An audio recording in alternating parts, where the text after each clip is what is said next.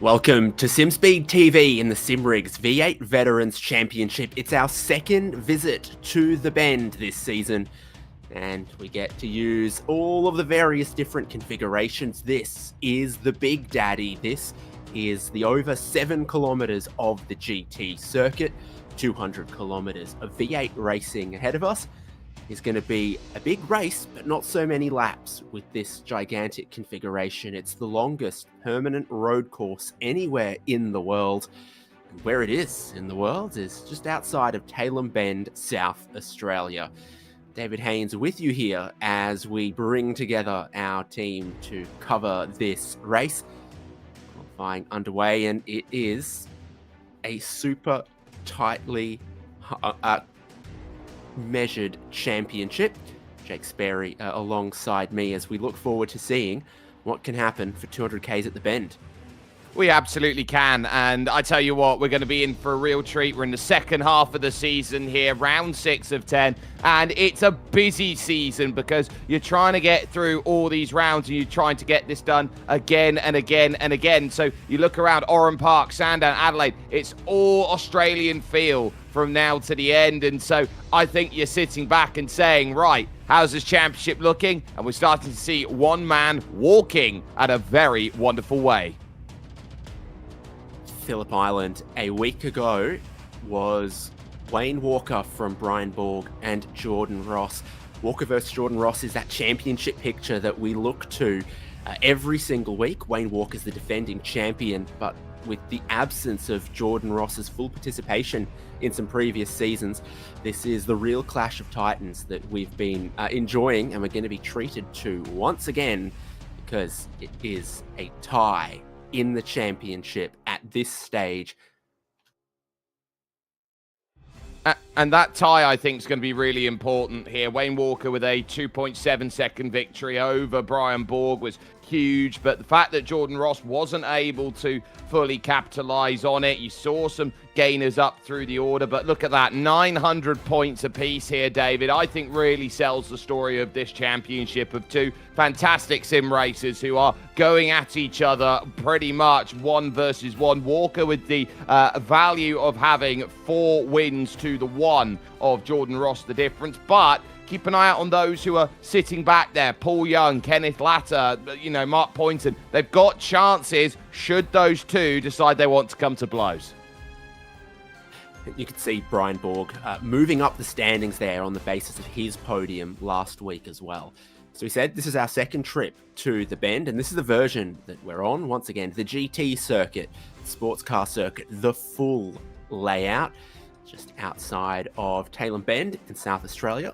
A little bit down the road from Murray Bridge, the Bunyip and Adelaide, on your way down to the Limestone Coast, where they produce some great products. But this is the version. It's still one of the newest road courses in the world. Opened in 2019. This version has hosted the Asian Le Mans series. This full 35-turn, 7.77 kilometer circuit. It's that far section over on the east that gets used least often, and it's really tricky out there with a little bit more elevation change than some other parts of the racetrack.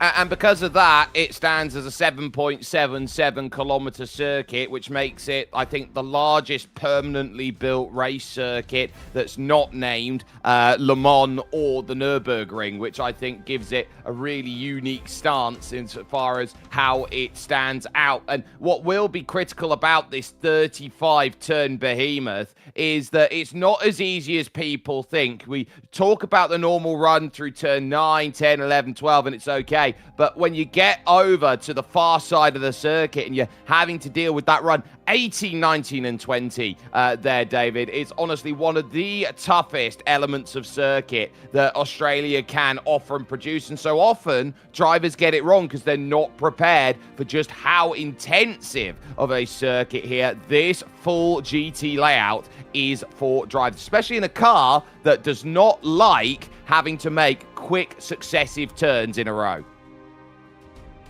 Yeah, there's different curbs all around the track, so it's very flat ones in the early part of the lap, but then some really aggressive curbs out there trying to enforce those track limits. So with that gigantic track layout, 200 kilometers is just 26 laps.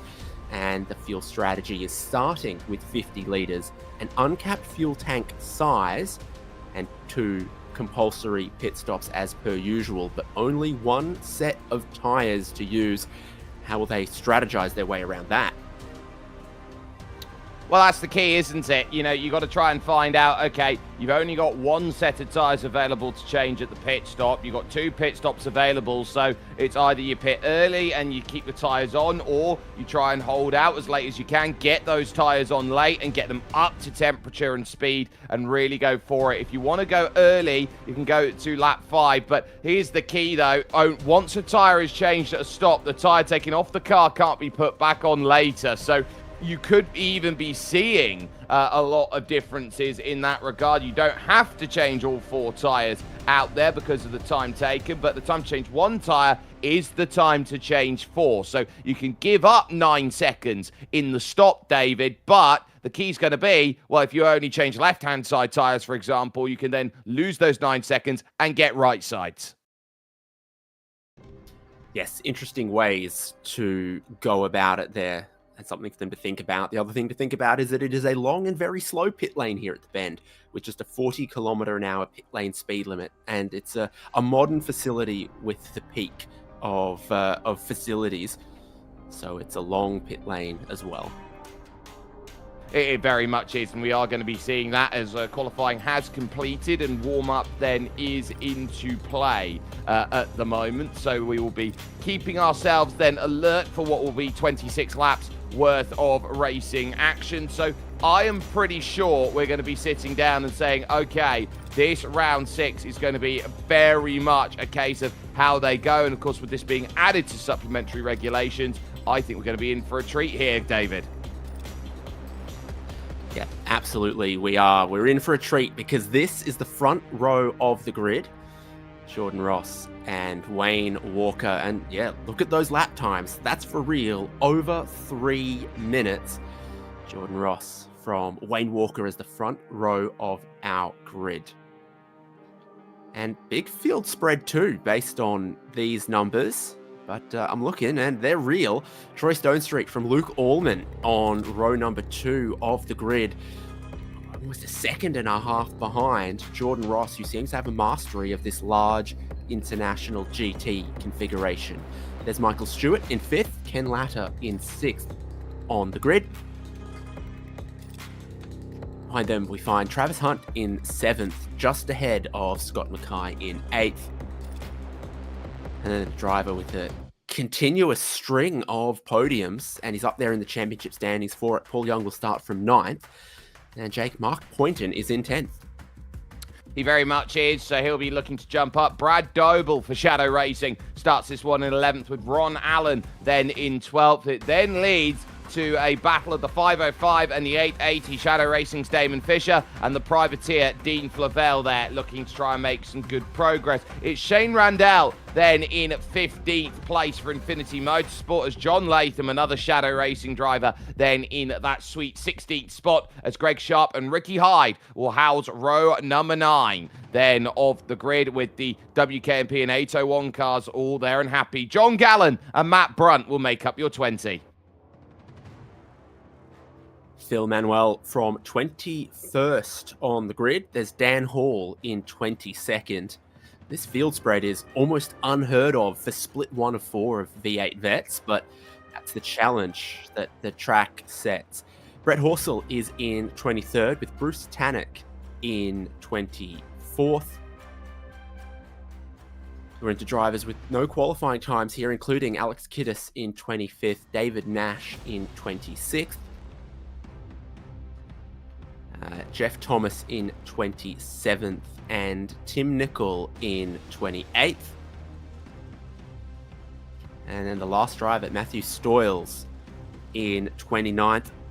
I'm not sure all of our drivers have been super keen on this layout, and being it was a 10-minute qualifying session and your outlap is over 3 minutes and there's so many challenging corners to memorize, I think that's why we're seeing so many drivers without qualifying times and so much field spread.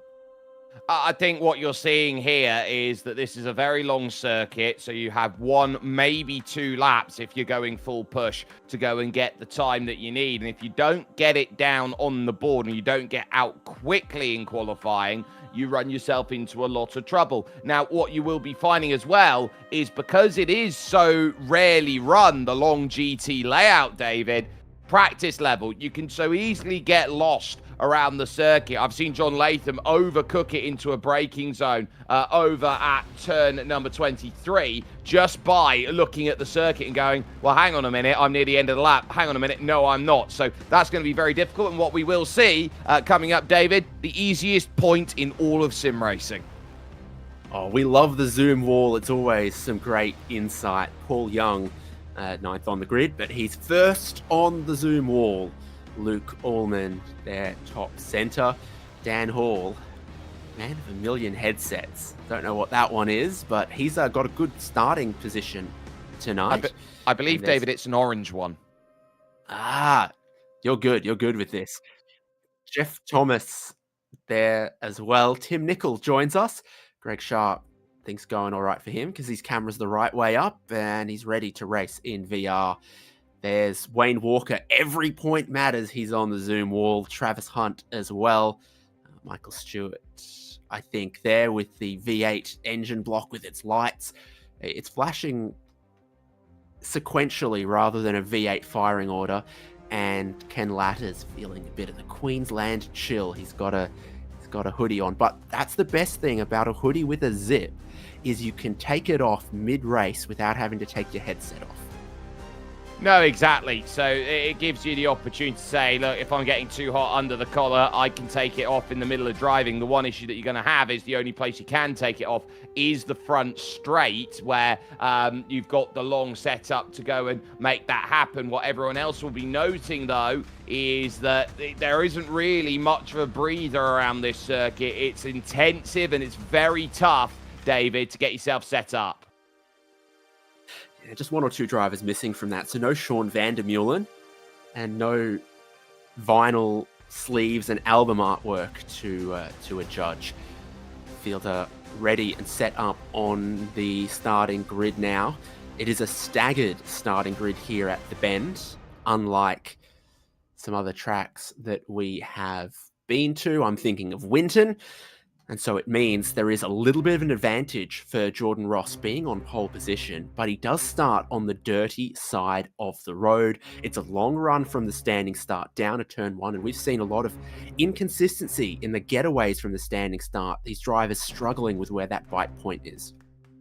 Well, they're trying to find it, and I think that's the key. If you are trying to get that bite point, if you are trying to unlock that in a way where everyone, I think, turns around and says, look, this is what my pace level is off the start. You're hoping that you're not going to bog down and you're not going to get lots of wheel spin. It's got that lock differential that makes life so difficult to get that clean getaway off of the start, because if you even so much as overspin the tyres by about a couple hundred revs, then you're looking around and saying, right, I'm going to be staring down the barrel. We're staring under the circuit for a moment, but we will be taking a very good look at what this start brings, David. And one key is going to be, okay, right, left, right. It is going to be a very quick start. And turn 1, well, we've seen it over the past here at the Bend that we've had issues on the opening lap at the opening corners. You'll never say that the Shahins haven't invested. The camera was Shahin the ground for a second there. Fantastic drainage on the front straight. And on that note, we are not expecting any rain at all. There was a chance of it at Phillip Island a week ago, not aware of any falling in split 1, but this is a beautiful, clear day.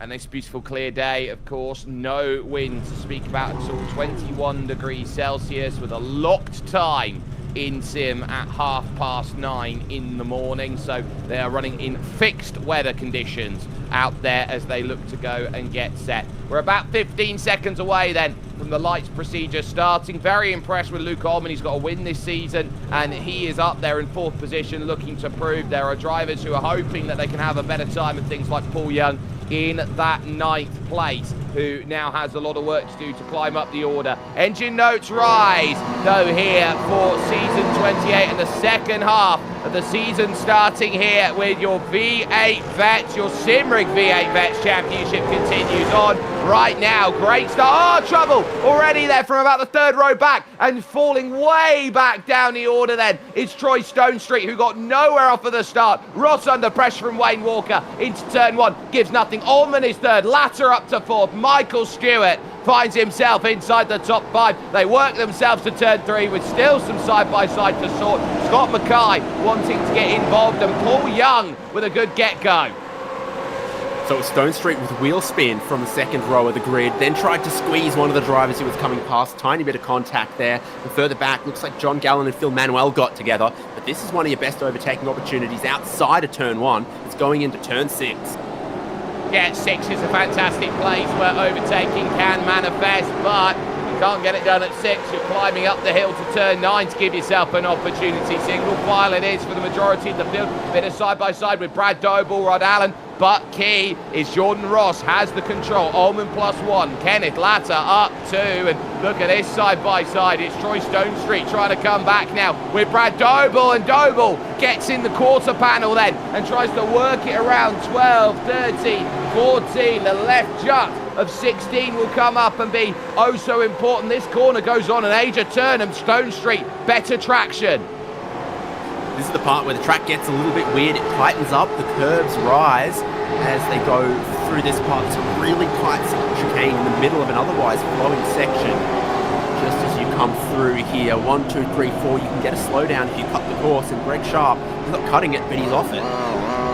He's well off it there in the 747. He's off and around, and he's going to have a lot of work to do to get back into this race. He's going to have to be reliant on a safety car to go and get him back in that position. He had contact initially with Jeff Thomas, and then Thomas, unfortunately, when he was trying to catch it, got punted by David Nash, and that sent the chain reaction now to 23. A chance for a move then for Phil Manuel, and Brett Horsell going at it then a little bit further back. And can you believe it? We're still not done with the opening lap. No, absolutely not. Going past the East Tracks mini paddock, kind of like a support series paddock. And then there's a part of the circuit up here where there's just that little extra bit of pavement, and Phil Manuel needs all of it. It's not in that spot. It's coming back onto the international configuration. There's a little bit of extra road that you see on the right-hand side, but doesn't usually get used. Just there, a little bit of extra pavement. A tiny bit of pavement sometimes makes all the difference. Climbing up the crest then of turn 30 over to turn 31, back on I would say familiar territory as you try and finish off the lap then, and just trying to cover in terms of where everybody then all stacks. A lap about to score complete then with Jordan Ross the biggest beneficiary off of the get-go. There were some big losers then off of the start. Travis Hunt, for example, down 2, but critically, Jordan Ross, his advantage is that difficult and tight and twisty middle sector. That's where Wayne Walker has to be alert. Could have been Ross's advantage in qualifying as well. Remember, he had one of the biggest margins for pole I think we've ever seen. Biggest margin in the top 10 we'll see. He was so confident and quick in that qualifying section, knowing he'd only get a couple of goes at it, and he put it on pole and he's converted that pole.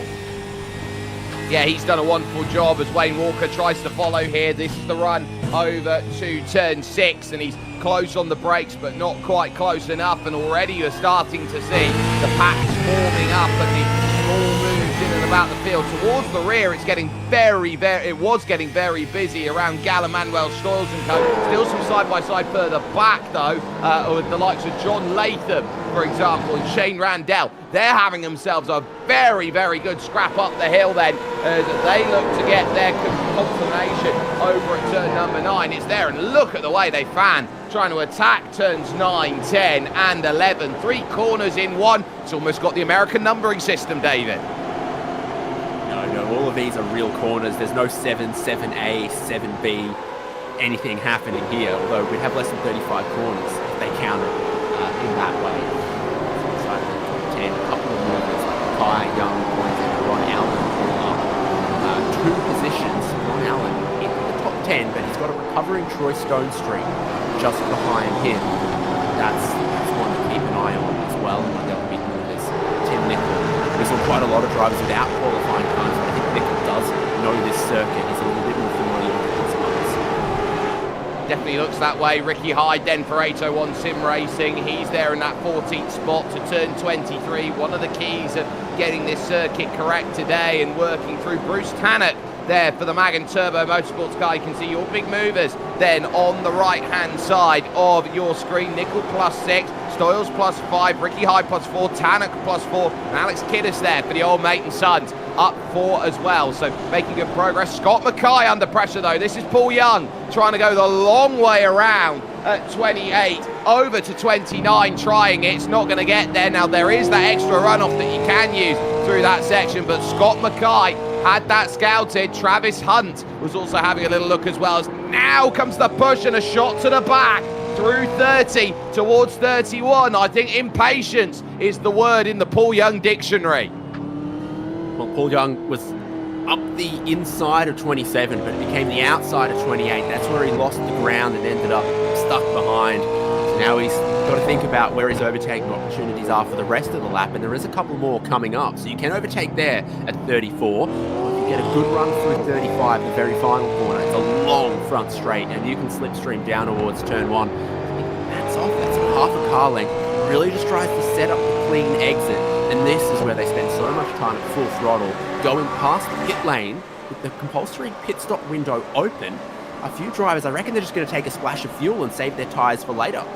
Yeah, Ron Allen, Troy Stonestreet to come in, and Ron Allen has been caught out by what is the slowest pit lane speed limit in all of iRacing for a track that is over 1 kilometre long, and that tells you all you need to know. You got to go down to just 40 kilometers an hour down on pit lane because of just how tight the pit building is. So all of this long circuit, the one thing you can't believe is David Nash has the same issue. The one thing you can't believe is just how tight of a pit lane it is. Yeah, because it's a really fast final corner.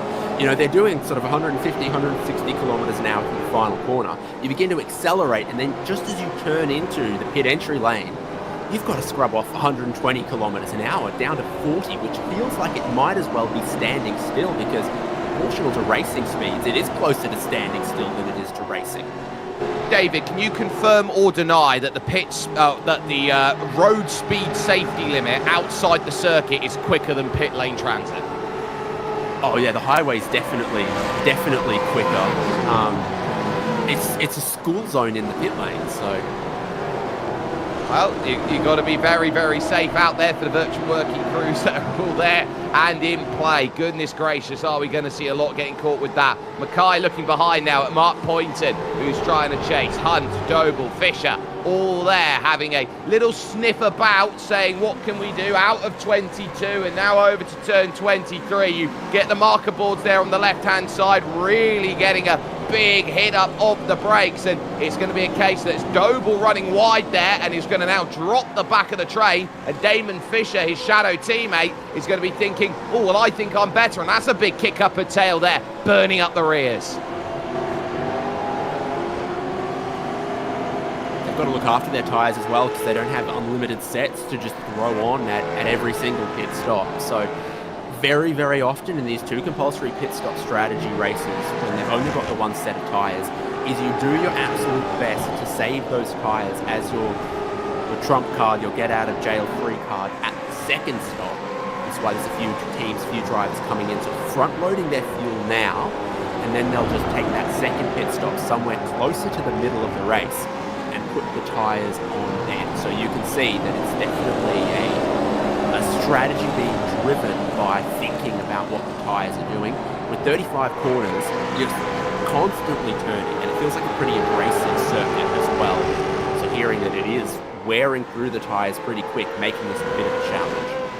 I'd certainly agree, and Wayne Walker's just come in from second, so he's going to come in on lap 3 and early deciding to make strategy a part of his day. So Jordan Ross is going to be left out on his own, and that, I'm not sure, was the right decision for Wayne Walker, because he was doing very well sitting behind and saving in with his fuel. He wants his first stop out the way quickly. Ullman and Latta then up to second and third, and the one issue you have with staying late in a series like this compared to early, David, I don't know if you feel the same way, you are at the whim of safety cars if you don't get at least one stop done in the opening 5 laps here.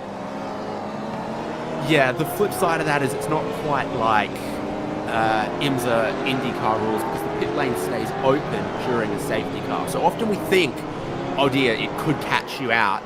Tends to not be quite as devastating as you imagine from some other ones where you don't want to get caught out.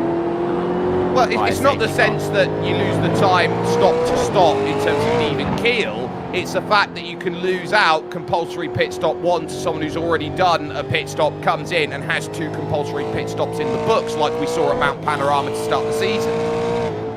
Yes, the Long Beach situation. It's true. There's still some factors about that, and you're going to struggle to find a wall to hit here on the GT circuit configuration of the Bend, though, to cause a safety car. Top end of the circuit, I think if you're going through these sweepers, the only place is if someone's lunged up your inside and you catch a massive tank slapper. Very much a case of anywhere else, it's going to be very, very difficult. So this is going to be a long, open, expansive circuit, and it's part of the reason why it's called a GT circuit. Now, I do want to go back to Tim Nicol for a moment as we're here with Kenneth Latta, because suddenly he's under pressure here from Matthew Stoyles, who's starting to pull that margin back into play. And one of the keys is, what lines are you taking? Look how shallow there Tim Nicol is, running through turn 22, and suddenly I think he's realising, I've not got tyre. He misses the braking zone at 23, and through goes Matthew Stoyles. This is fatigue showing, and we're talking about this being V8 Vets. You've got to be 40 plus to enter this series, and it's going to be a tough old race for these drivers. Tim was nice enough to give us the inside scoop before the race. He says, that's my niece's sock monkey watching over my shoulder. Hello, sock monkey. He's got one of the best views then. And what else did he say? Front left tyre wearing out was the concern from him. And also mention, he's just come back from operation on one of his knees, David. So by the looks of things, you know, if it's the right and it's the accelerator, then that's going to be causing a lot of trouble when you're having to feather so much through these corners, because you've not got the downforce to plant yourself through these corners. You're having to keep yourself at about, half throttle for a long time. Luke Ullman comes in. Yeah, so getting a couple of drives from up the field coming in. The other cars following them in looks to be Ricky Hyde. So does Wayne Walker come out? Is the question from our producer, who's got his strategy mind on. The answer is that such a large circuit, so much field spread in qualifying and the race, that even after just a couple of laps, Wayne Walker has found himself in the pocket. And then the other thing is the large pit lane loss basically split the field into 2 sections, those that have pitted and those that haven't, and you get put so far behind from your pit stop, you don't need to worry about being intermingled amongst the drivers who haven't stopped yet. Well, there goes Wayne Walker, straight by. Luke Ullman still on the jacks at the time that he is there and waiting, and this is a long take here for Luke as he finally departs, and he will see, diving across the main straight, Damon Fisher is going to jump him here in this stop. Troy Stonestreet will go by. That's an indication of tyres. Yeah, tyres change pretty quick on these cars, sub 10 seconds for all 4 if you do it. And then the fuel drop required is in the hundreds of litres, takes quite a bit more time. So big variation in stop times at the first stops, as we often see. Damon Fisher down at just 14 seconds, Wayne Walker around 19 seconds, but Luke Ullman going for 30, so really loading up the fuel. And I've done my research for you, Jake. The speed limit on the Dukes Highway outside of the circuit is 110 km/h. compared to 40 in the pit lane. Well, you know, all you got to do is say to the police officers who patrol that section, no, you need to come to this pit lane if you want to go and get your fines up, and make sure you get yourself stacked there compared to the 110 that you can do on the highway. Goodness me, it's not often that you see race cars slower than actual cars that you see on the general day-to-day. But Walker then currently in 12th, looking to margin against Jordan Ross, Kenneth Latter, Michael Stewart, and get this race to set up. And this is a very much a long-haul play, I think we're seeing here from this at the moment, compared to what we are seeing short haul, where we've seen other races over the course of this season where it's not been as easy. What a wonderful flat pan view as well to drivers going through that section. That was a brilliant estimation then as you go between where Wayne Walker was and where the likes of Travis Hunt and Luke Allman was. They were right in the back of shot. They're going through the twisties there over through 16 to 22.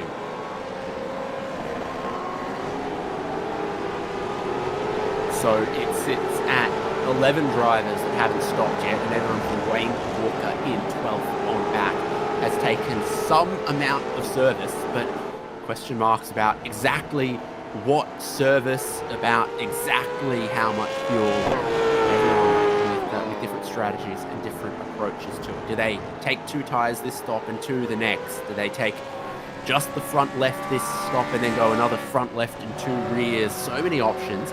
Paul Young and Mark Poynton have gone a tiny bit longer, have to make that option now. Yeah, so I've also noted David Nash has spent a long time in the stops. He's got some damage on the front repaired. He's also had the black flag and he's had to really navigate that one back, so he's struggled. Matt Brunt also is down then in the pits, so he is going to be in then as they go. So now let's take a look then on speed gun watch here. Ron Allen was the first one to come in and the first one to get caught. You can see the speedo there underneath the steering wheel, turns over to the left-hand side, looking to hit the brakes. Oh, 55 in a 40. He doesn't even get down to 40 quickly. He sort of goes into the lane at 45 and cruises down the lane for a bit at 45, so he never really got under it, and that's how easy it is. You almost feel like you've got to come to a complete stop to get underneath 40. Typically with the way the speed limits work now, you need to get underneath that limit before you try to engage the limiter. Here's how David Nash did it. Again, 40 is the magic number. 50, still doing 50. Oh, 40, it's that slow, is it? Yep, it is.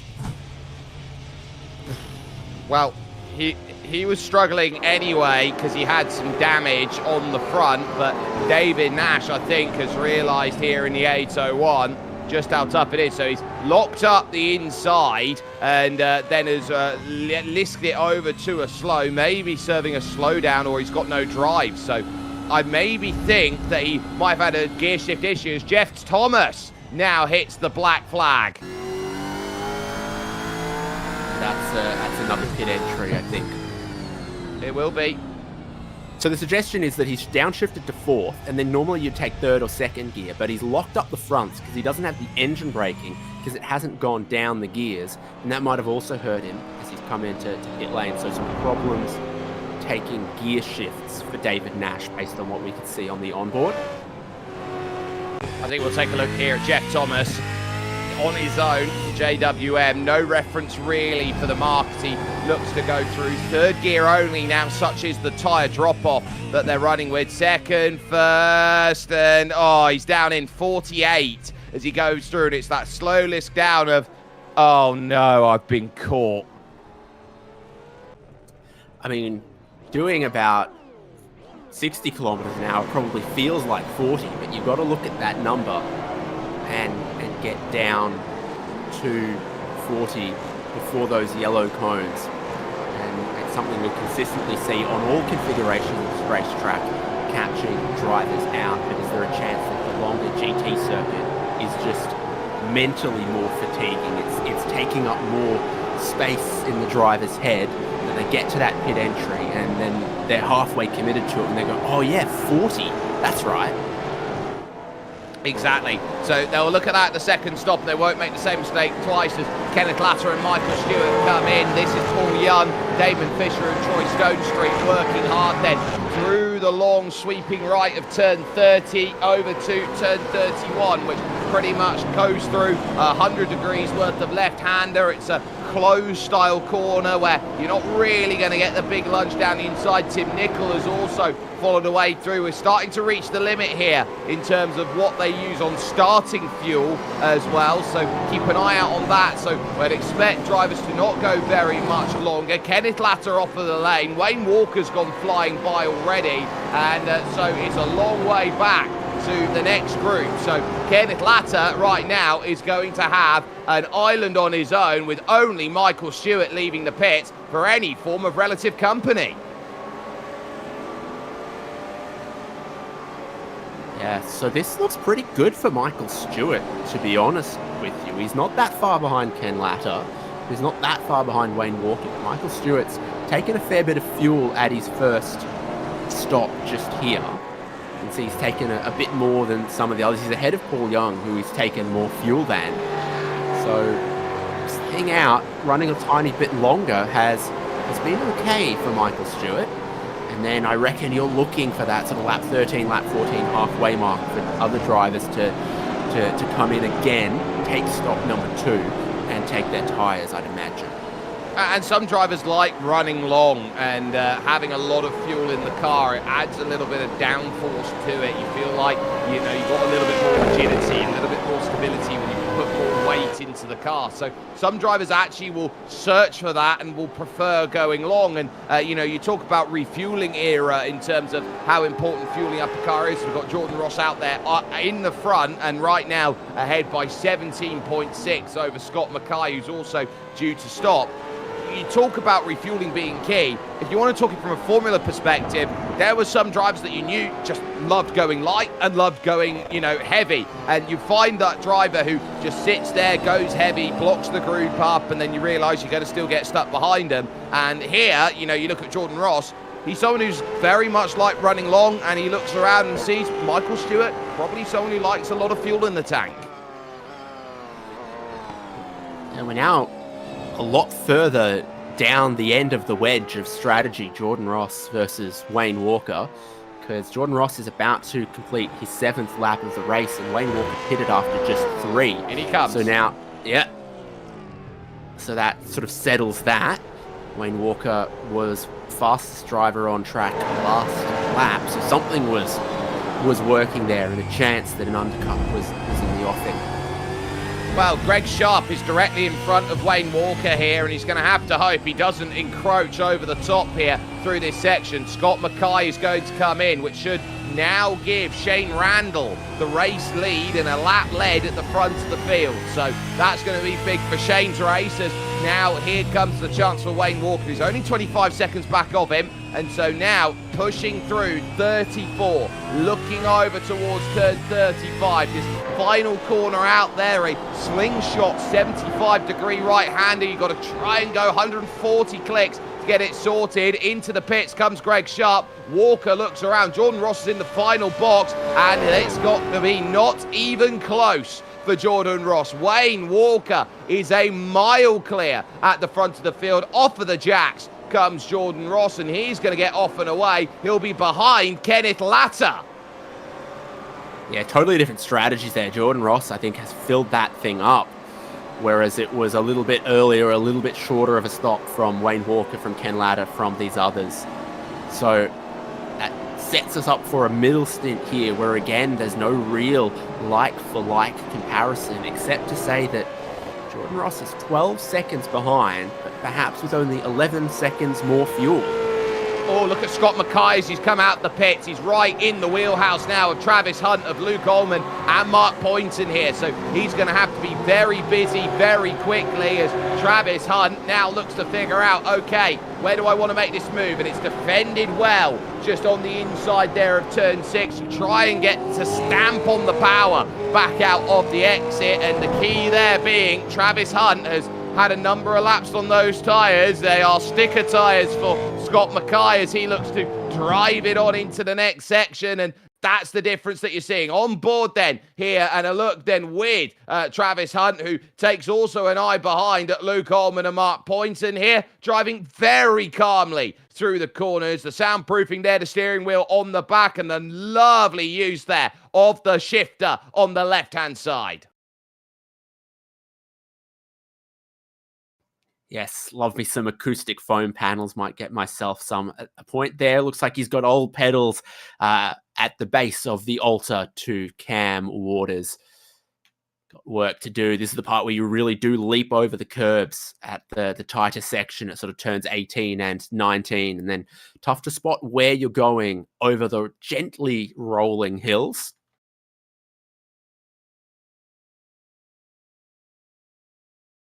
Back on the brakes. Turn 23, really trying to rotate it over the curb, back over for 24. That gives you this drive over for what is a dip down the hill here at turn 25. You've got to be careful because you rise over the crest, then you get the drop, and then you got to rise over the other side. It's surprisingly lumpy and bumpy here. And look at those two different lines being shown there, how it's the difference between prioritizing entry and exit. Actually don't mind. Scott Mackay's line through there shows a little bit more patience to then just turn in late for that third apex. Give yourself more space from the track and switch your direction back. No one else but Shane Randall has been able to do 8 laps on the starting fuel. He comes in now, expecting then Walker to go back to the lead of the race. There are totally different strategies unfolding up until the point that we see these make their second pit stops. So we'll keep an eye out on strategy as Wayne Walker now does re-inherit the lead. This is Brad Doble and Dan Hall in a fight, 14th and 13th at the moment. They are a little ways away off the back of that next group of 4, which is the Poynton group. So for Dan Hall, he realises I might be a little bit behind the 8 ball here, but I've still gained 9 spaces off of the start of the race, and so he certainly had a wonderful run. Now along the main straight, here comes the chance then as Scott Mackay looks at Travis Hunt there, leaving the pits is Shane Randall then for his chance to go on his second stint of 3, and ultimately he merges just behind that group of Doble and Hall, so target immediately acquired. Yeah, everyone behind Scott Mackay has taken more fuel than him. So Hunt, Ullman, Poynton, all a little bit more on board than Scott Mackay, who's come out of the lane ahead of them with a shorter first stop, will necessitate a longer second stop. A little look then at Dan Hall, really concentrating in through the corners, those papaya orange headphones that are there and on and helping with a big number 50 on the side, which should indicate Oscar Piastri if anything should go to that ilk. But he's really trying 81. He is 81. So who's got the 50? So no, it looks like one of the Astro Gaming headsets, and it's a McLaren font on it too, and it's a papaya color. Lando Norris is number 1 at the moment. What was his number before that? I am having a scroll on down to see who has run with the number 50, and the answer is nobody. Nobody in Formula 1 has ever run the number 50 car in the modern era. It's a good number then, and it's free. Yeah. I can officially confirm. Here's the funniest thing I've ever seen, by the way. Who do you think the most crash-happy driver in Formula 1 was? Oh, look, Pastor Maldonado built a reputation, so did Andrea De Cesaris. Yeah, so you're right, Pastor Maldonado. Do you realise that he ran the number 13? How lucky's that?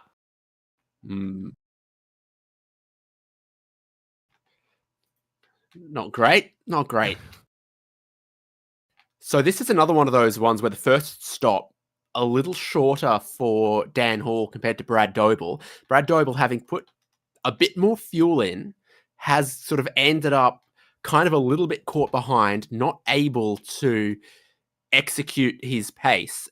And there's sort of half of the track where you don't feel like you can pass and you're just stuck behind the other driver. I feel like the size of the layout, the paucity of overtaking opportunities means being in clear air is way important. And more to that point, David, I want to get your opinion on this. Because the lap is so long, because you are dealing with multiple corners, by the time you get back to the same corner the next lap, the car is going to be completely different to what you had a lap ago.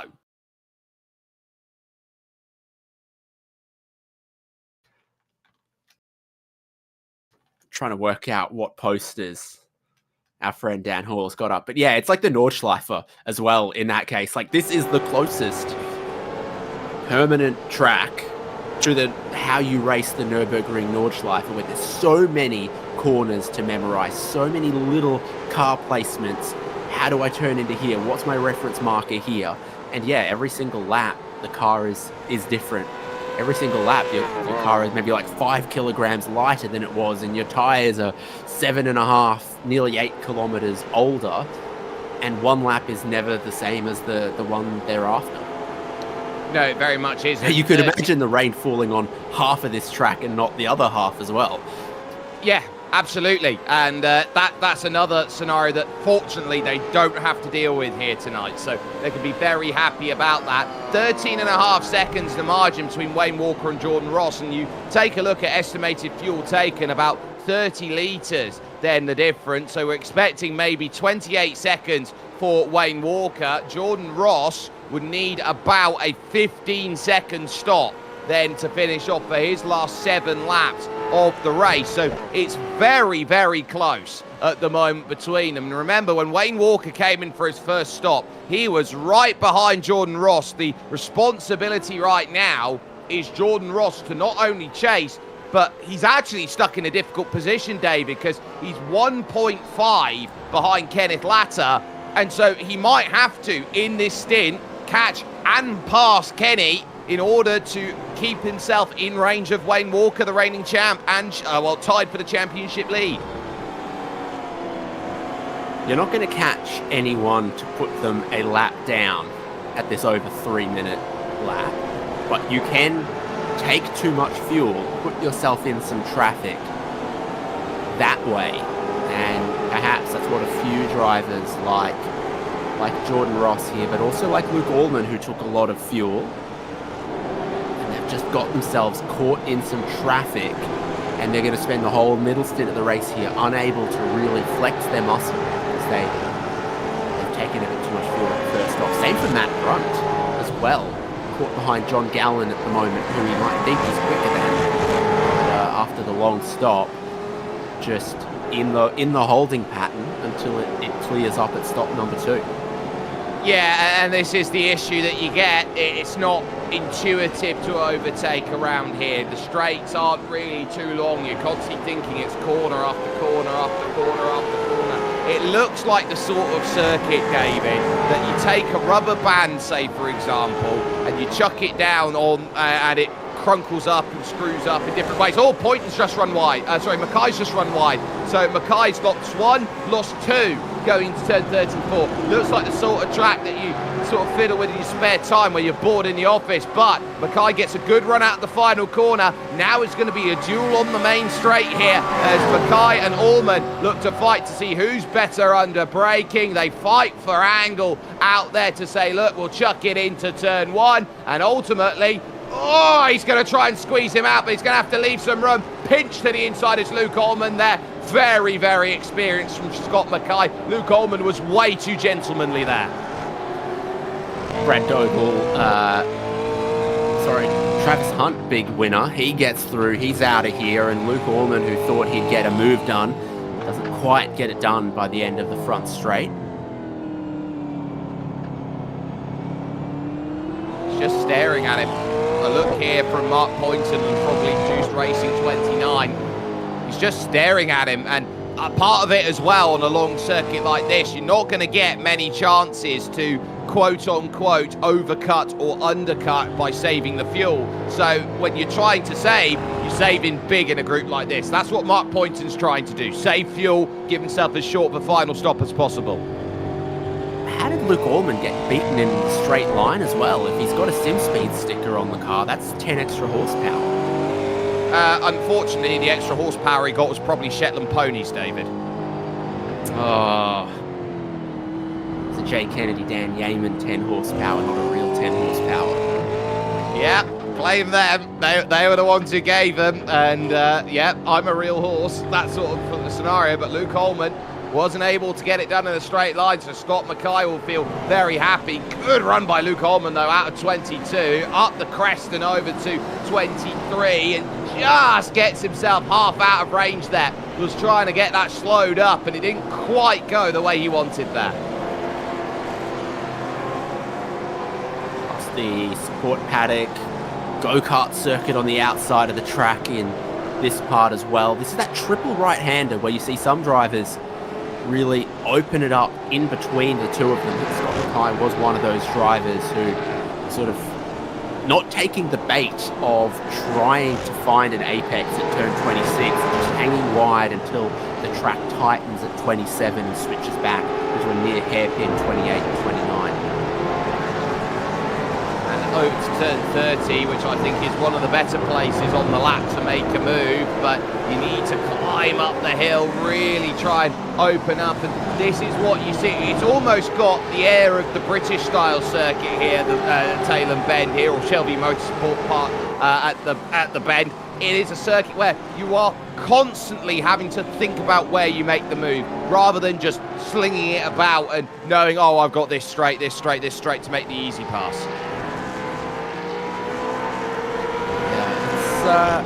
Oh, that was close coming into the pits there. Damon Fisher almost got his rear caved in.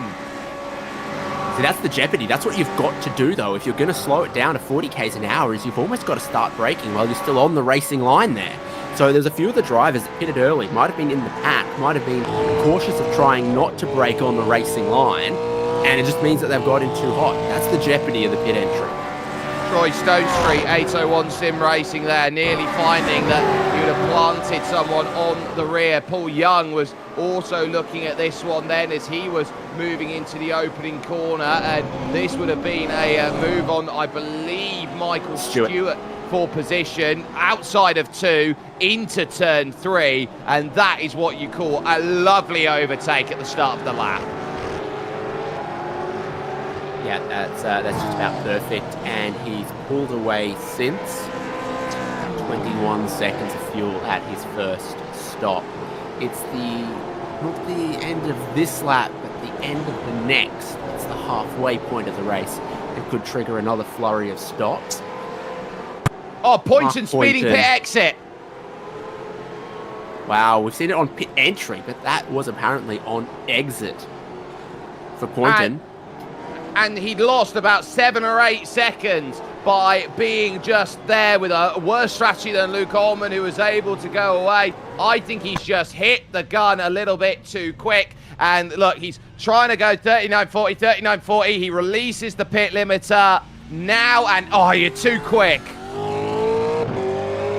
So close. There's a white line across the track there that's before the green cones. I mean, he does it when his front wheels are at the green cones, but not when half of the car is at the green cones. It's one of those. How do you measure it exactly where with the timing loops, Pierre Gasly at Monaco type stuff? Where do you put the transponder in the car? And the answer is you put it right on the middle on the top, as if you're using the Wally system for drifting. Millimeter, but the line has got to be somewhere.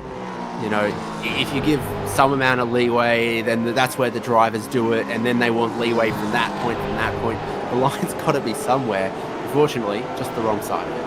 And, as we get some lovely side-by-side here, Alex Kiddus is the one losing out then. John Latham with a lovely pass up then to put himself to 13th then for Shadow Racing. That is a lovely pass to get that sorted using that secondary part of the lap, 27 into 28 to get that done. He'll be very happy about that at the halfway stage of the race.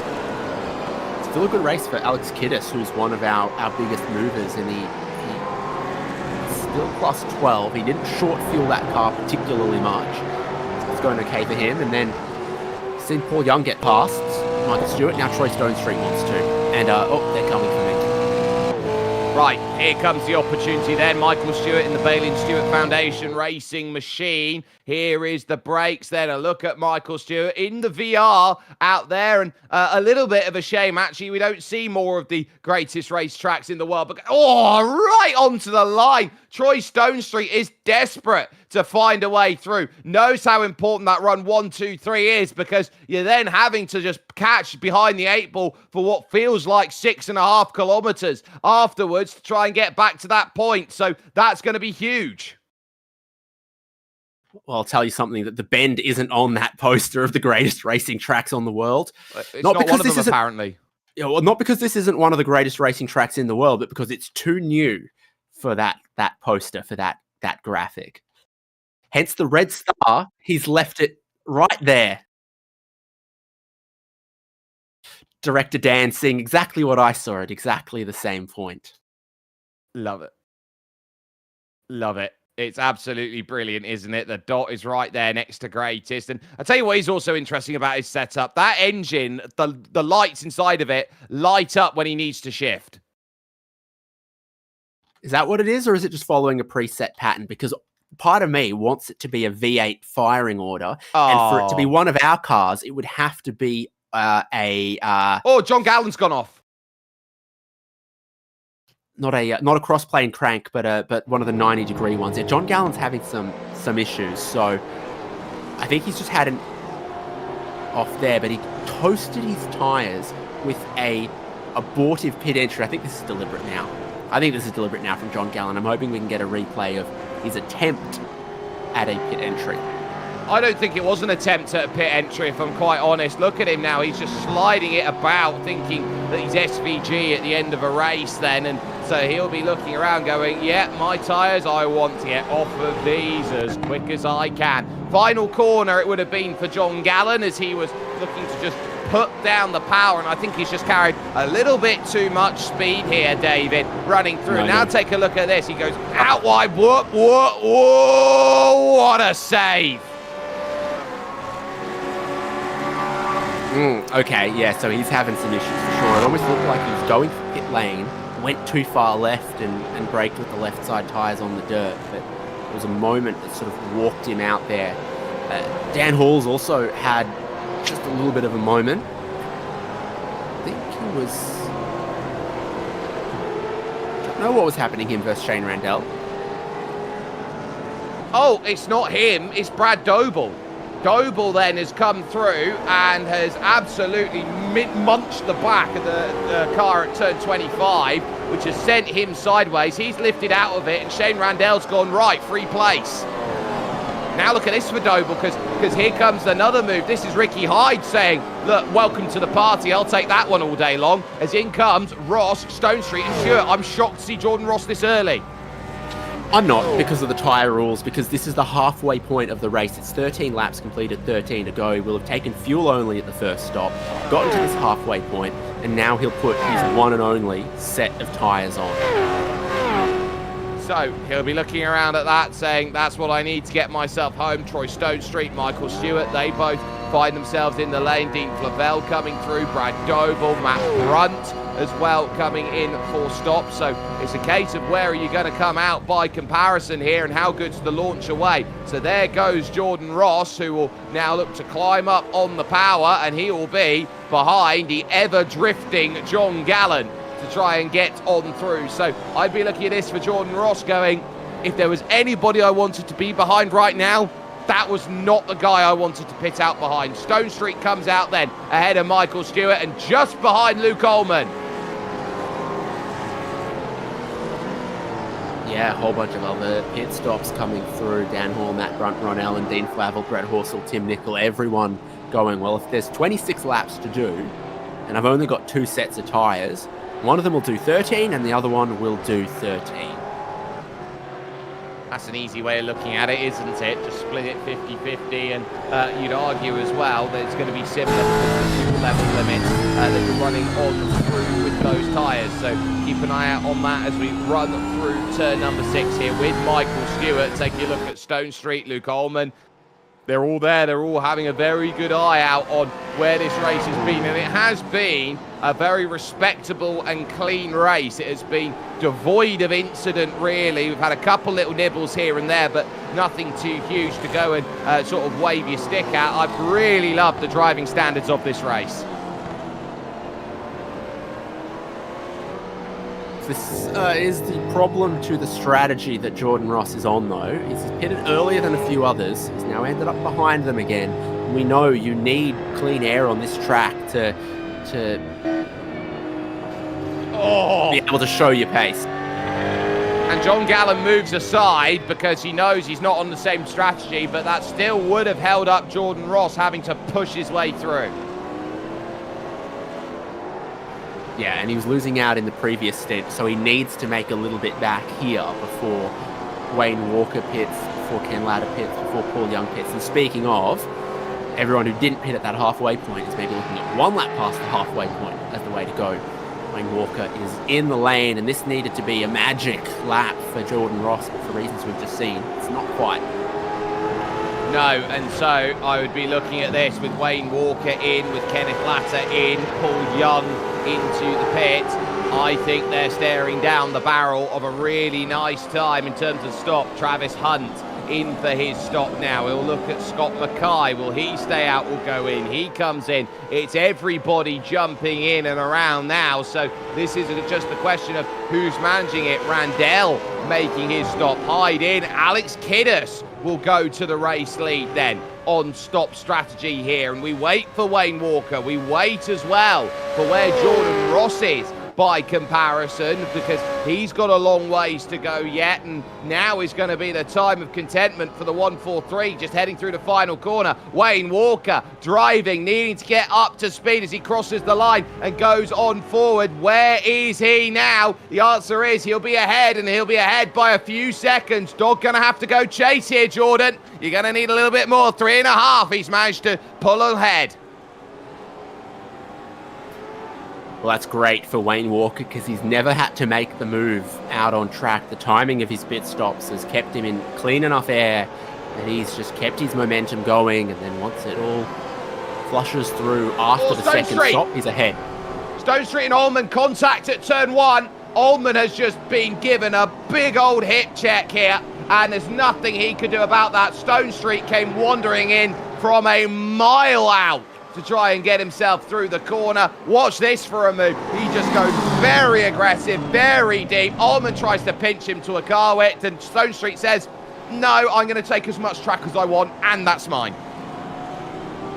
So Paul Young leaving the pit lane has ended up just behind Michael Stewart. So everyone here has made their 2 compulsory pit stops. Stone Street muscling his way ahead of Luke Orman. Paul Young coming out 4th of the 4-car battle. Not quite what he would have wanted, having extended the middle stint. And what makes it worse as well here for Luke Ullman after seeing that move happen, he is on the oldest tyres of anyone. This is Paul Young's perspective. They don't tell you what you need to show on camera to get your point. So he says, right, out the window, and I'm on camera because that's my right hand. And his gloves. What a lovely tanned arm he has. Challenging part of the track right here. These curbs, you want to take as big a bite as you can. I have seen drivers get slow down penalties out there biting off too much, though.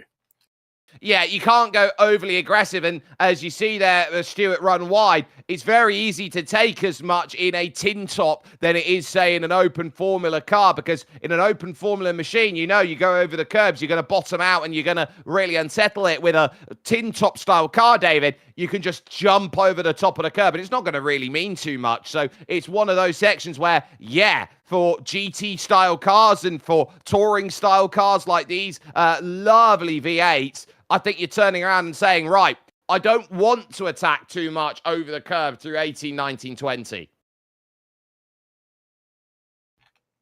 Yeah, Stewart that tiny bit wide. Paul Young still just sitting behind, maybe only at this point just bringing in that new set of tyres. So we'll see if he can overtake a little bit later on. But this track is a unique challenge and one that a few drivers have decided not to take. No, it's one of those circuits, sneeze, and you're 3 miles down the road in in a different postcode as John Latham from second position comes in and makes his stop, which leaves only Alex Kiddus then to make his final stop of the race. So this is now basically where the story now lies. This is going to be your effective battle for 4th place by the end of the race. Stone Street, Ullman, Stewart and Young. And Paul Young will be turning around going, yeah, I absolutely need these points. I started in 9th place. I'm wanting to climb up. And speaking of those climbing up here, Matthew Stoyles is having a race.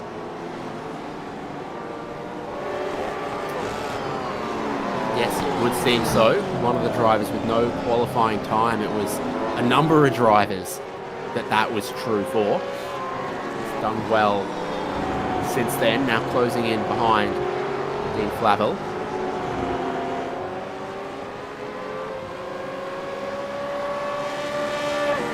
The way he's going about it here, I look at Dean Flavel and think, okay, I'm going to have to do a lot of work to get by, but he's jumping through these hoops quite nicely. He's a minute 10 off the lead, but critically here, he is looking for that 18th place to go plus 15 for this one. Alex Kiddus, your biggest mover at plus 24, but owes a stop to get there for the old mate and sons. And someone who is knocking on the door here is Alex Kiddus, because he's just quietly got about business here today, David. He's knocking on the door for M1 Used Cars Driver of the Day. Yeah, he stopped very early after just 2 laps, where we imagine fuel will have gone in.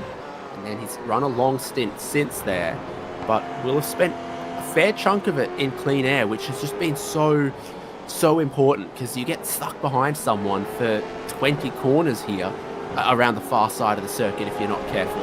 And it just destroys your rhythm and your ability to run pace in clean air. So all of that said, he now runs again in clean air, and while the tyres are getting a little bit old, it's the consistency that he's able to have that benefits him.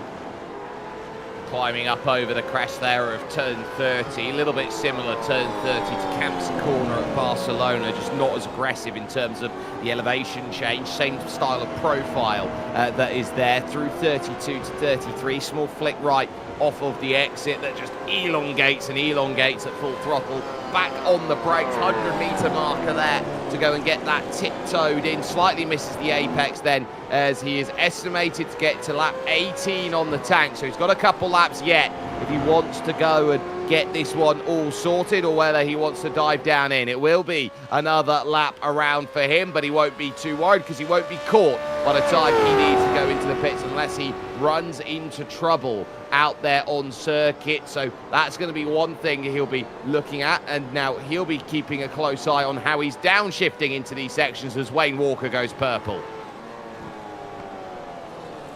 Yeah, there we go. 3:05.6 as the fastest lap of the race. Jordan Ross across the line. 3:07. That's massive from Wayne Walker, and it'll give him the championship lead. Jordan Ross picking up a bonus point for the pole. Wayne Walker picking up a bonus point for the camera. It'll still be pretty close. Paul Young, inside line, trying to get there on Luke Ullman. It's been a story of his race that he can't hold it at turn 1. Live points there. It'll be a 1-point swing at the moment in Jordan Ross's favour, but a move made there for Paul Young to say, look, I'm having that one. And Ullman, who's on the oldest tyres of anybody, who hasn't stopped yet, who has made their stops, is going to be paying back the Pied Piper for his early run. And so now that is going to be where Michael Stewart might be keeping an eye out, going, I might want a piece of this as well. Young's got the newest tyres of these three, and I think it's just beginning to show. We spoke about it. He got trapped in a little bit of traffic at some points, and now gets ahead. Luke Ullman also lost the time that he could have had in that middle stint. Long first stop, short a second pit stop. Then he spent quite a few laps caught in traffic in the middle. Could have been further up the road than this. And now he's been passed by Paul Young. He's got Michael Stewart just behind him, who's been up and down this field a tiny bit. differences I think we have seen so key. There's your vet standings on the right-hand side. It will be +8 for Wayne Walker at the moment over Jordan Ross, with the likes of Michael Stewart there trying to get in play, and that margin I think will stay at 8 with the change when Alex Kiddis decides to come down in to take service. But this is just a case, I think, of drivers looking to gear themselves up towards the end of the race. This has been a long old slog here on lap 17, and we've already driven nearing an hour consecutive here, trying to get through, and an hour here will feel like 3 hours somewhere else. Fantastic ad for South Australia.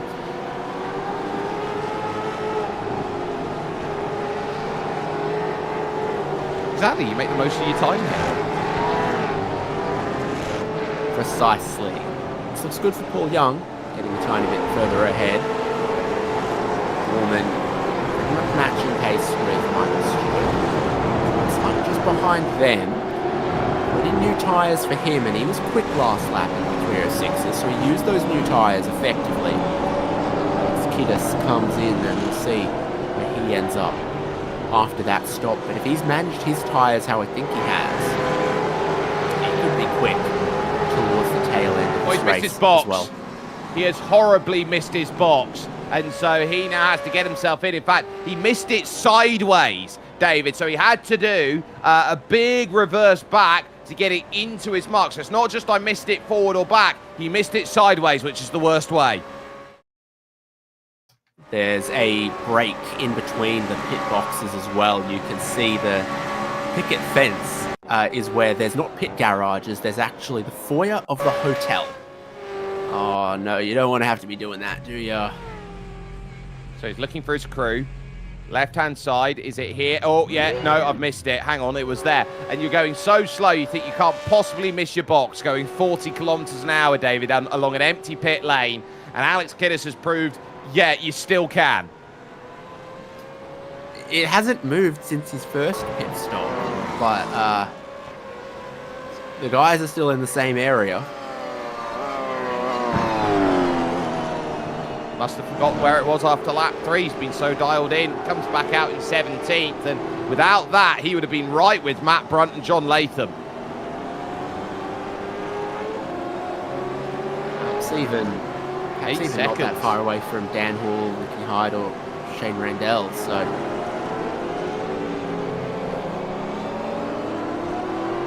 he should be around the likes of Dan Hunt, I think. If he's looking at 8 seconds, Hunt, Hall, Hyde, Randell, that group would be absolutely all over him if he got that stop correct. And he's now dropped that time, and he'll have to gather it back. You can see the gap to Randell, 9 seconds. He would have been just on the back of Shane Randell had he have had a stop that everybody would have looked at and gone, yeah, that's exactly what I needed. Definitely not what the doctor ordered there, David. no, and you point out, like, 40 kilometers an hour, you get so much time to see where the crew are. You should have some level of muscle memory. They're exactly where they were for your first pit stop that you've already taken in this race.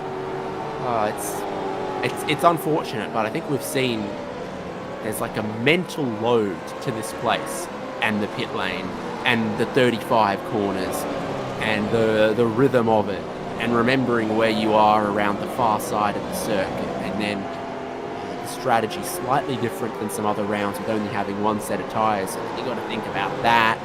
Which tyres are hurting? What am I doing? You might have been rolling down the lane trying to select or unselect tyres and see how many he had left. A lot of things that a sim racer has to do because they don't have chief crews or mechanics out there who are helping. I can also confirm here in this race that nobody is currently running a spotter who can help out in that regard. It's one of the keys of a spotter. They can help to set in terms of that regard. But Brad Doble here on the back of Scott Mackay. This has been interesting here because Mackay has got through on this lap.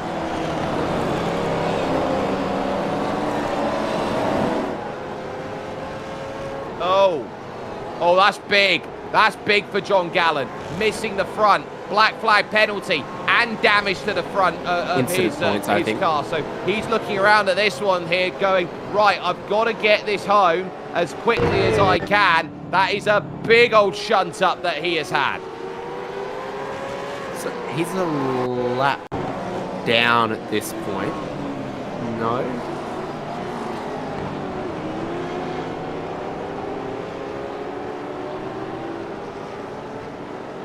And then...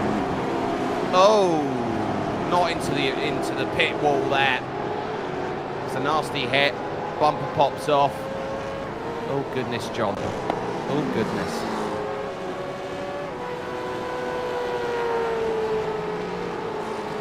So he was full position ahead of Matthew Stoyles before that. So he was battling for position and then spun, damaged. He's got to take a drive-through for the black flag for the incident limit. He's also got quite a bit of damage on that car.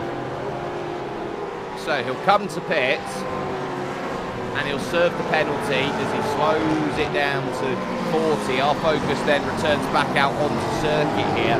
But I would assume with the black flag taking credence that he's not actually got black and orange mechanical flag damage, as now Mackay has seen Brad Doble come back at him. Go. Back and forth in places. Brad Doble last spot inside the top 10. Scott Mackay struggling for consistency, I think, today. Maybe struggling in the braking zones a couple of times, going wide, a few little lockups, but other than that, you know, quick. So when it comes together, it's quick. When it's not, he drops back a little bit. Both of them being caught by Dan Holmes away from Hyde and Randell.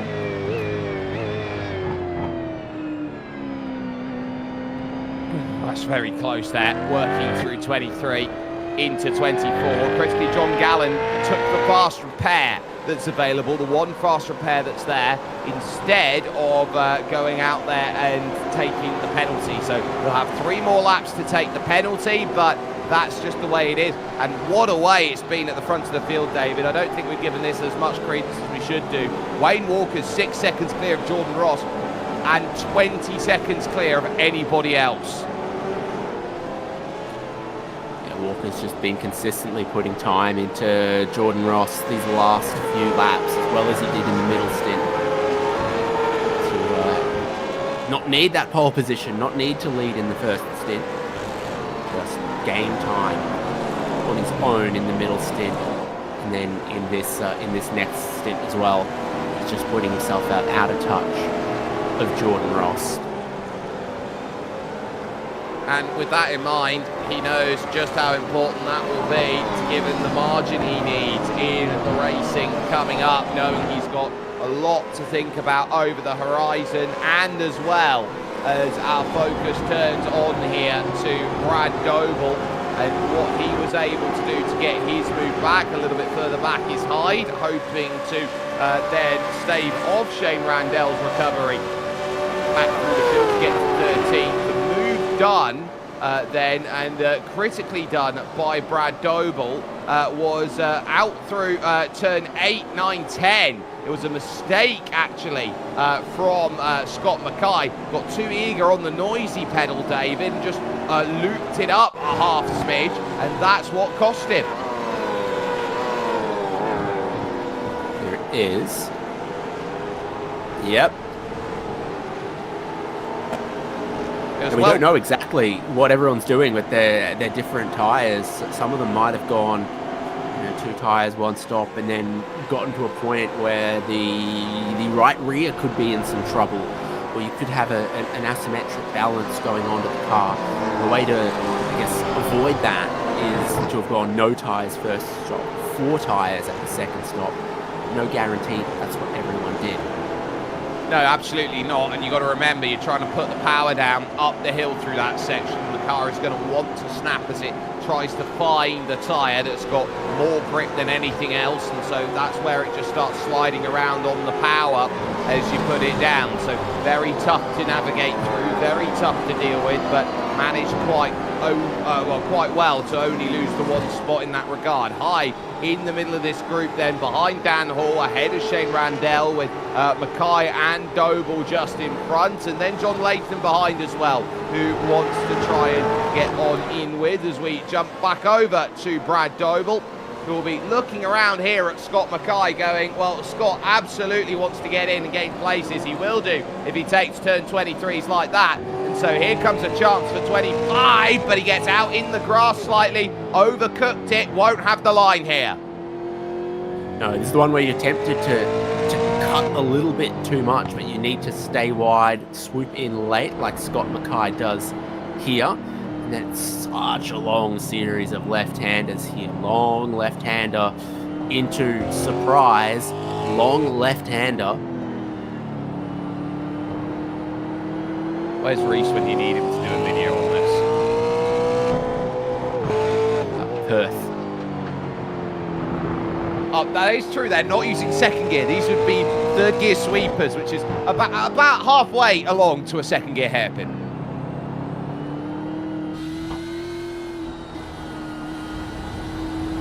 Part I like a little bit more, sort of like a little bit of a dome, two corners that flow into each other well in a bit of a bowl.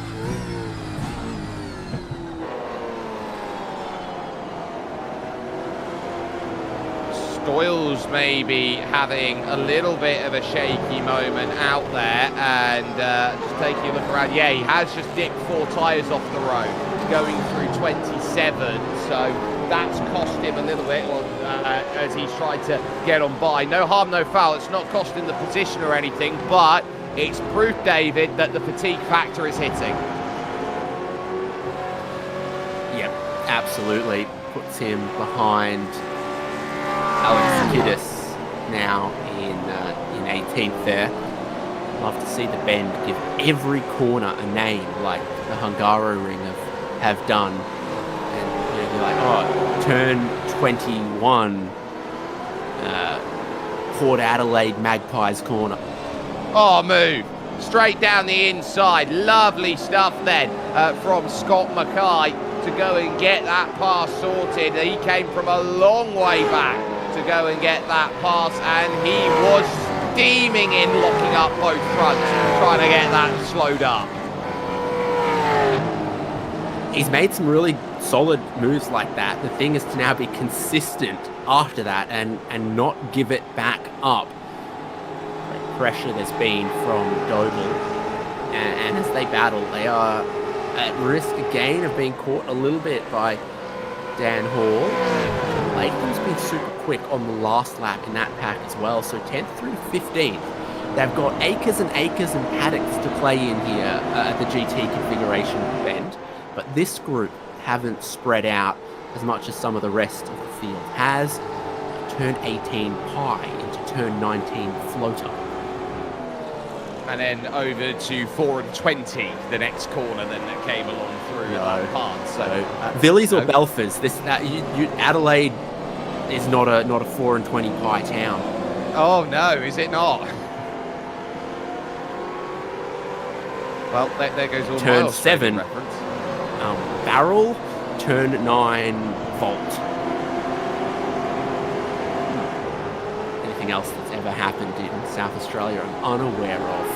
Actually, no, they'd probably go and name a bunch of the corners after models of Holden. Commodore, turn 32.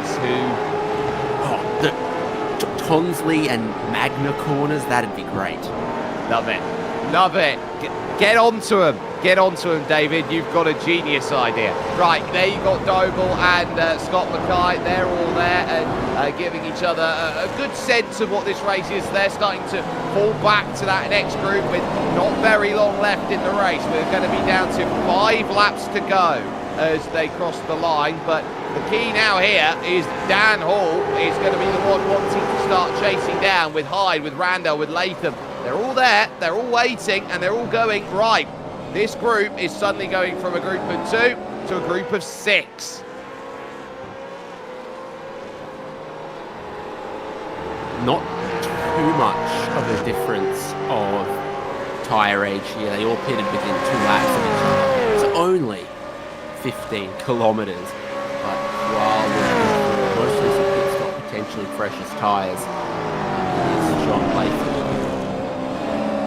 Tell you what will also be interesting as we watch these drivers go through 1, 2 and 3. The group that's formed behind Greg Sharp here, which is Ron Allen, Tim Nicol, and the very quick Mark Poynton, who's going to have to try and find his way to jump on through all three of them, trying to get something out of this race. Minus 14 for the day, at least if he says his minus 11, that he's got something out of it. 3 overtakes late, but Mark Poynton, that last lap, didn't really make major inroads in. He'll get to the back, but now he's got to find a way by.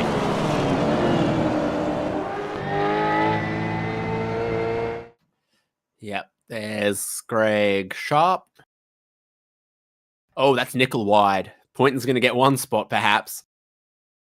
Oh, Tim let him have that one there. I think there's no other understanding of it. Tim Nicol just drove that one a mile wide where he saw car on your right and was like, nope, not having any of that.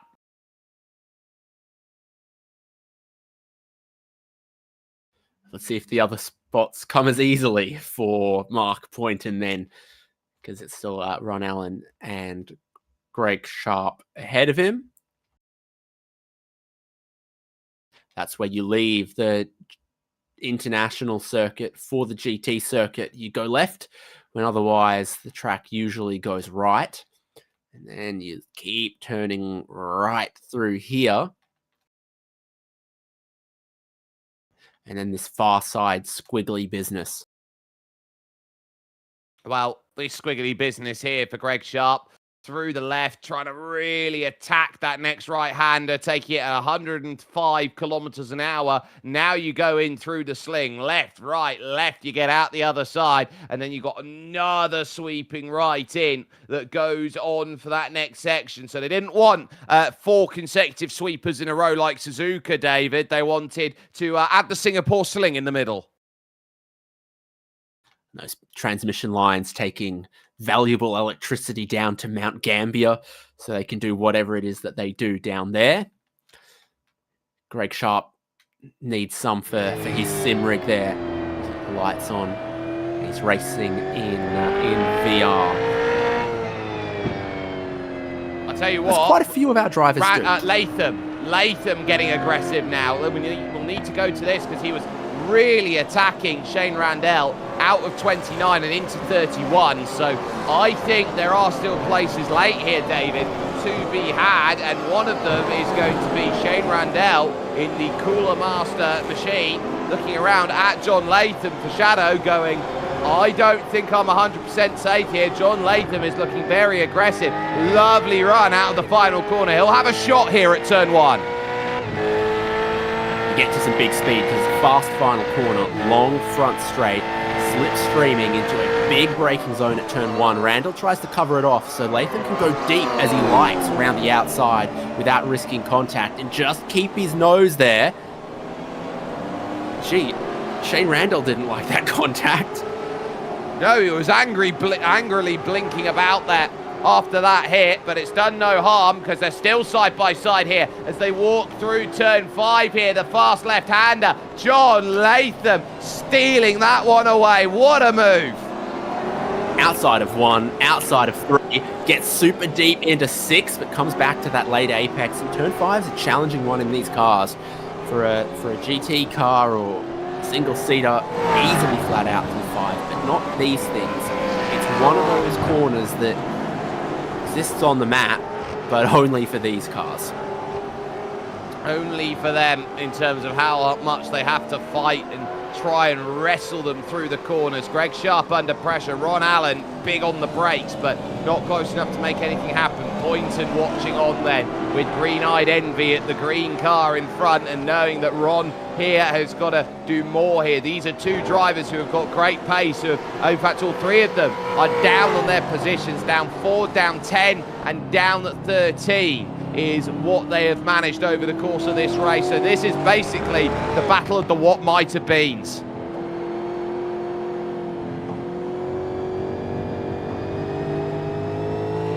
Transmission lines on the far side of the track we go again, and so many sequential corners that bait you into turning in too early, but you've got to know the track. You've got to hold your line and flow your rhythm, and this is the part of the track where you get held up, you can't pass, and why clear air was so important early on and set up so many of these battles. Yeah, and that clean air, if you had it early and you're able to use that and dictate your own pace, I think it makes a difference between you spent your day being stuck behind someone else, and that is the flip side of the coin. Oh, Jeff Thomas in trouble then, and his day is done. He has got the black and orange mechanical flag. I'm looking around at him here, and what he's potentially hit, I think he might have just popped a tyre.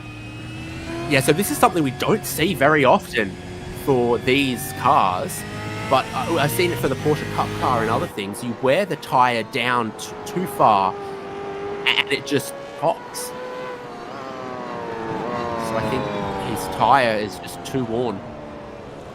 Well, his stop lap was lap 6, so he was trying to make it all the way to the end on a very aggressive strategy, and it's just not worked. He's now got a tyre that is running on the rim here, and he's going to have to be very, very gingerly bringing that one back.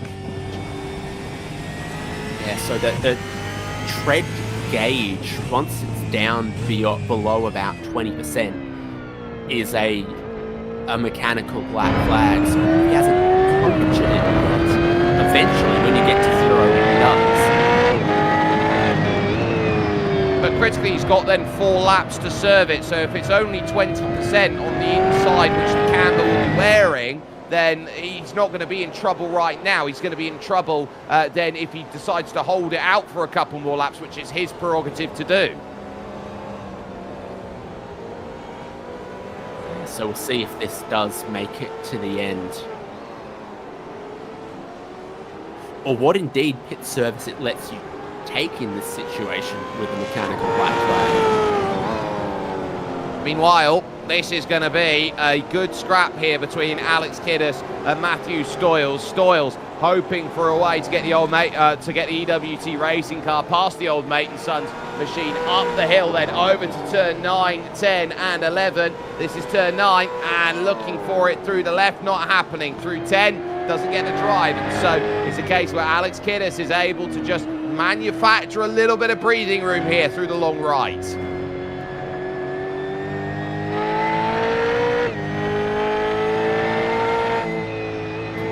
Lean towards thinking Kiddus should have some good tyres, kind of the reverse strategy of Jeff Thomas. I'm not sure right now. He's definitely Jeff's going to the end. So if Jeff's tyre just goes and he's got to try and hold on with it, then that's going to be a huge talking point at the end. Stoyles, though, look at him. He's all over the back as they go into the sweepers here, trying to work for anything that they've got. Now over into turn 23, and it's just that ability to get away from the corner where Alex Kiddus is just doing enough. Yeah, and I'm looking, no one else's tyre age is quite as close to Jeff Thomas. 18 laps on those tyres, the next oldest is 11 for Mark Boynton, 10 for a lot of other drivers in the pack, like Wayne Walker, 11 for Jordan Ross. So everyone else just going to get to the end. Trying it on the outside. Stoyles is all over the road, trying to find a way through here, but Alex Kiddus does not budge. Nope. Holding on. Well, look at Dan Hall. Dan Hall's got a great run here, and it's defensive from Brad Doble. Here comes the move over to the right at 34. Brad Doble, have you got enough? Dan Hall's going to get the drive, gets the corner, gets up to 11th place, a gain of 11. Very, very nice work, proving that is one of the overtaking opportunities there at the penultimate corner. Hyde not too far behind as well, has been going strongly. His pace in the last 2 laps, very promising. So he's immediately right in behind this Mustang tussle. You've got to be careful here, because in the final couple of laps, Troy Stonestreet 1.8 behind Kenneth Latter on that last lap. Took, 8/10 of a second here off of Kenneth Latter, so it was a poor lap for Kenny. As looking at his laps, he has been in the 308 lows, and that was a 308 high. So that's definitely not what's going to get him over the line here. Troy Stonestreet bit between the teeth as he tries to catch this with a lap and a bit to go.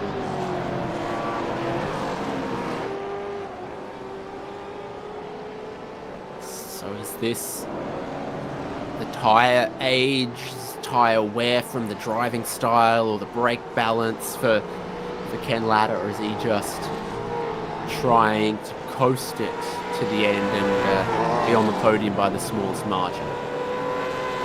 Well, I think there's a lot of ways. Matthew Stoyles trying to get this one to work the long way round. Alex Kiddis there in through turn 9 isn't going to get the job done, and Alex then catches a slide then through the middle of turn 12 and tries to drive. Stoyles dips 2 tyres out wide, and so now you're really starting to see what makes this circuit so very, very difficult to go and manage at this point, as we're nearing here this final lap of the race on what has been a case of a quiet day at the office for some out there, really trying to give everything they can and a good sense of it. Look at that gap for Troy Stonestreet. It's now down to 1.2. Yeah, so like you said, some big gaps in a couple of places in the field, but then when they do come together and that overtaking that's difficult around the far side of the circuit, it has clumped the drivers in a few places. So the Dan Hall, Brad Doble, Ricky Hyde pack, Troy Stonestreet getting closer to the podium. Greg Sharp, Mark Poynton, Ron Allen, Tim Nicol. Mark Poynton still trying to cut his way through there, even though his tyres are getting pretty old and pretty worn. And knowing that Wayne Walker is on the final lap of this race, can there be a way for Brad Doble to turn around and get this position back? He's been patient here, trying to wait out here the driver Dan Hall in the number 462 Evolution Racing Team colours, but the key has been that Dan Hall is turning around and saying, look, I am going to do what I can, and I'm not sure that Brad Doble is entirely safe, because Ricky Hyde is going to want to try and find a way to narrow up the gap and get closer. The gap, though, back out to 1.5 for Kenneth Latta versus Troy Stonestreet. I think he might have just seen his opportunity go. Ricky Hyde's got a great amount of pace here along the straight. Does he now send a search party down to turn 1? Does Doble decide he wants it instead? And he's going to force the way through. And Ricky Hyde gets 2 for 1 at turn 1. Dan Hall looks at that. Brad Doble in too deep, and suddenly his teammate John Latham now is going to get to the inside of turn 3 and is going to steal the place away. Goodness gracious me. Dan there, a little muted in terms of his reaction. He's not too concerned with it because he's still in that 12th place, but he has lost one for his troubles, but definitely not what he was hoping to see as he was going for that move. Brad Doble there, now behind John Latham and in 14th spot, realising that Shane Randell is still there behind and still could offer something. Alex Kiddis has been really good at defending the line. Stoyles will have to go to the outside here of 6 if he wants to get this part sorted, and still he tries to force himself to run that line, but it won't work here as they'll climb the crest up through 7 and then turn 8. Here, the next right before turn 9 approaches. Is there going to be an angle on the inside? He thought about it. Stoyles is going to push him through the middle of the corner. They have to be careful behind because Dean Flavell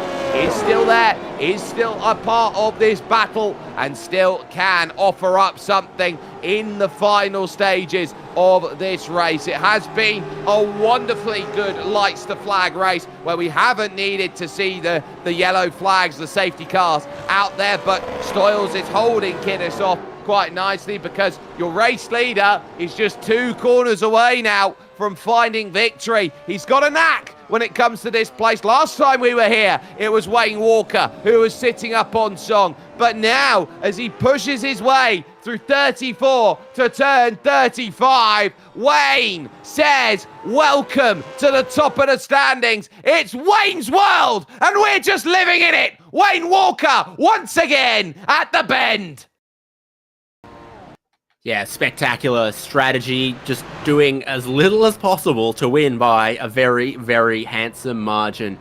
Ken Latta still far enough ahead of Troy Stonestreet for that final step on the podium. Some really, really old tyres struggling their way towards the checkered flag now, deeper in the pack. So, you get these final battles. Kenneth Latter, I think, will be happy to take third there over the likes of Troy Stonestreet and Paul Young. Luke Ullman with a respectable 6th place and a Michael Stewart 7th will be what they will both be ordering for it here. Ricky Hyde, they're getting those places done late. I think can be very happy about the way he's gone about business. But I turn around and look at Dan Hall's performance today, David. I think he's my M1 used cars driver of the day, the way he's gone about business. There's some good contenders because qualifying was a bit of a mixed bag, and then some drivers have really just worked their way forward in this race with the good tyre strategy in these challenging conditions. And critically, it's going to be a long wait as Alex Kiddis here, I think, is going to stave off Matthew Stoyles here in today's run. They'll go through the final corner right of 35, and it is going to be enough to manage it then. So we'll hold off both Stoyles and Manuel. Will Alex Kiddis for a 17th place finish after a horrible missed box then in his final stages out there. Still got the likes of Mark Poynton trying to make it over to the line. He did get by Ron Allen in the end, but didn't get close enough to Greg Sharp. And still Jeff Thomas trying to go on that weakened tyre here, which is going to be worth keeping an eye out on as he tries to go. Brett Horsell going forward for it. I wonder whether it's going to pop or not on this last lap. Yeah, I was keeping an eye on a couple of the other drivers. So the oldest other set of tyres going to the end, I believe, was Damon Fisher, and he didn't get a meatball flag after 15. But yeah, I wonder if that tyre's actually... No, Fisher was just doing some donuts. Jeff Thomas is trying to bring this to the end. Slipperier than an eel, I suspect. Have a look at his steering input and what he's having to do, and look at the way he's fighting it there on the right there. It's dragging. He's trying to drag it over to the right, which means, to me, that's an inside left. He's definitely got a tyre that's either gone down or there's almost nothing left of it. Skating around on the cords, maybe. Doing well, skating around on the cords, and with one corner to go, he knew the rules and he has played them well. Just tiptoes it through the final corner, knows he's not racing anyone else, and he is going to bring it in and pit on the final lap to say, look, I am going to finish this race in the pit lane. I think it just means he can get out of the car quicker. And done. And done. So, well played from everyone around that has seen this race find its finish. Confirmation result then is going to come up on your screen. Wayne Walker, dominant display today. Used the first pit stop to gain his lead and didn't look back. 10.8, the margin over Jordan Ross, with Kenneth Latter third and Troy Stonestreet in 4th place. Paul Young would end up in 5th ahead of Luke Ullman, with Michael Stewart, Travis Hunt, Damon Fisher and Scott Mackay rounding out your top 10. Ricky Hyde gets 11th from Dan Hall there in 12th. This pack coming together right across the line together. John Latham, Brad Doble, Shane Randell, and Matt Brunt and Alex Kiddis fending off Matthew Stoyles for many laps deep in the race, just ahead of Dean Flavel, and then Phil Manuel in 20th.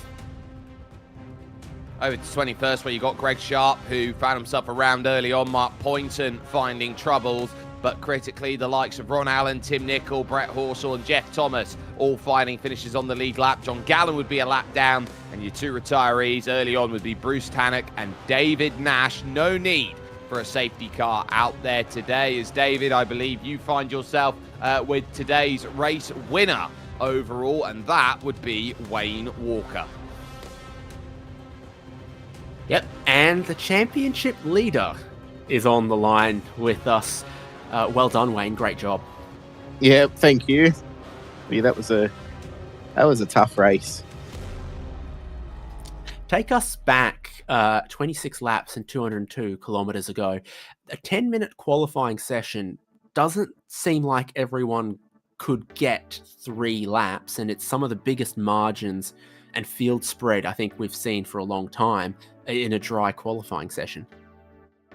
Yeah, it really only allowed you to do one hot lap, and then the second lap, with a track this long, it's always going to be slower. So it didn't give you enough time to, reset back to the pits and do another lap. So I went a bit easy in qualifying, and yeah, still ended up second. But yeah, Jordan put a ripper of a time in quali, and then yeah, it was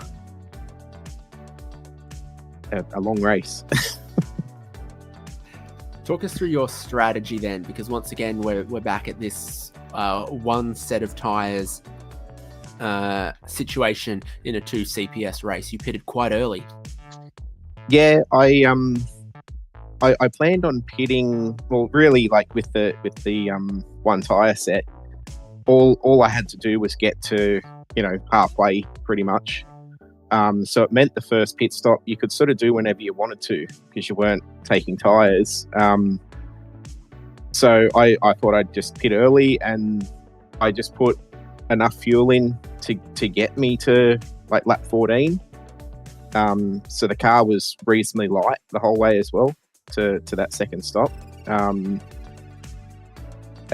yeah, when I come out of pits on the second stop, I jumped Jordan, and then yeah, from there, just I was a bit surprised that I was pulling away, like that I pulled away as much as I did. So I'm not sure if Jordan had any problems, or yeah, whether it was just the lap newer tires that helped me pull away like that.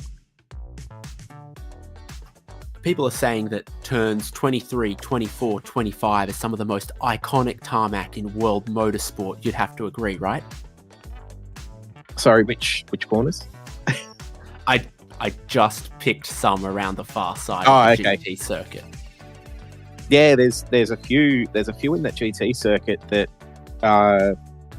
they're good corners. A lot of that section is very flowing. So if you stuff up one corner, it affects the next 2 or 3. So it's hard to get right that GT section. You've done a splendid job. You found that clean air. Your pace and your consistency was enough to then leapfrog you towards the end of the race and pull away from Jordan Ross. A great win that breaks the tie and gives you the championship lead at a critical point. Well done. Yep, thank you very much. We'll see you next week, Wayne. Yep, see you next week. Well, a wonderful result there for Wayne Walker, who could be very happy with that result. Jordan Ross is here with me right now, second position overall. And Jordan, the start of the race and qualifying were absolutely everything you wanted. You were 6/10 clear in qualifying. You were probably looking for an easy race, but I don't know what happened between the qualifying and the race. It looks like Clark Kent over there decided he wanted to go in the phone booth, pull out the Superman cape and walk away from you. Hey guys, yeah, Wayne was, to be honest, he was in a different league all week. I don't know what happened in quali. I pulled a rabbit out of the hat, but yeah, he was better and much faster than me tonight. And he did the prep, and he deserves to get the win, mate. Definitely. So, in terms of how you look to try and make the strategy work, you went very long, you maximised the fuel on the opening stint, and then found yourself in a position where, okay, I've got to get the tyres to halfway to go and switch them over. At what point did you look at that strategy and go, yeah, this is the strategy that's going to work for me? I'm clearly pulling away from everyone else, but I'm looking at this going, okay, I might just need to take the points today, knowing that there's still rounds left in the championship.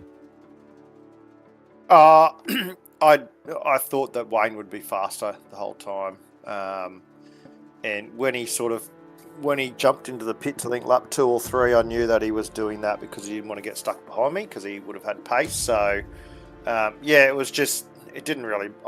I thought him and I had pace over the rest, so he was going to beat me tonight. So it was just a matter of Just get the pit stops done and bring it home in P2, collect the points, and we'll go to a track we enjoy more and try and have a bit of a crack and get the win. And so you turn around, you realise, okay, he's now got a tiny bit of an advantage. You're heading over to Oran Park in 7 days' time. Now, does Oran Park present to you a great opportunity to fight back? Do you feel that's going to be a circuit that is more in your wheelhouse? Yeah, I think definitely I'd much prefer Oran Park than this track, whatever it was tonight, the Bend, the biggest track in the world. So yeah, looking forward to Oran Park. It's one extreme to the other, big massive track to a tiny little minute track. So looking forward to it next week, and we'll have a crack. And hopefully it's not just myself and Wayne. Hopefully, you know, Kenny's doing real well, and hopefully a couple of our guys from SSR are back next week, and we can all have a bit of a race up the front and see what happens.